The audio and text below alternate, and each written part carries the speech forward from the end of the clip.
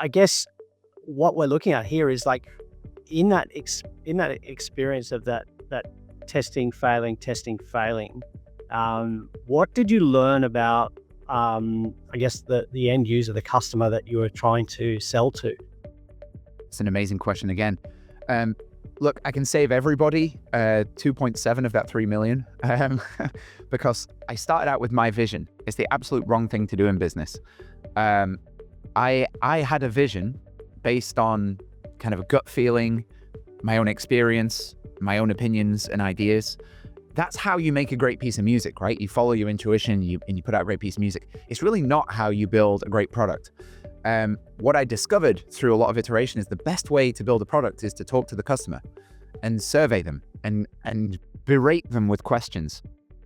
And by the time I'd finished, the final product, I went and stood in the middle of the street in Oxford Circus. And over the course of 2 weeks, I surveyed 17,000 people directly, myself with one other person, directly asking them the questions. 17,000 people. The reason I picked that place is because the whole planet is in Oxford Circus. It's the busiest shopping street in the world, and all the tourists of the planet walk through it. And so I was speaking to Brazilians and Indians and Americans and English people and seeing, luckily, so much commonality in their answers because music really is a universal thing.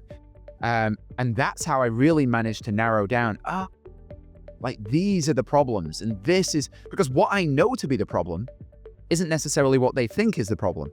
And if I'm going to get this product into their hands, like you have an idea in your mind right now of why you failed at piano as a child. Now, I might know why you failed, and it's a technical thing, and I could explain that to you and you'll fall asleep. But what's really interesting, if I'm going to get you to come on this journey with me, is why do you think you failed? And then how can I answer that kind of thing? And that's the journey of marketing. That's the journey of communicating your product. It doesn't mean that you have to change the product necessarily because the product's going to work based on technical things, but how you communicate that and how you get people, especially in a subject like music where so many people have tried and failed, and so they get this idea that I can't do it. And maybe they've tried a few times and they go, oh man, I really can't do it. That's a big barrier, you know? Imagine you were trying to sell trainers and you're selling it to someone who's tried sneakers 15 times and they always got blisters. And now I've got to go and sell these new trainers. Well, to bridge that gap required me really talking to the customer and doing it the opposite way around and not starting with my vision, but starting with their vision. And that was the real breakthrough.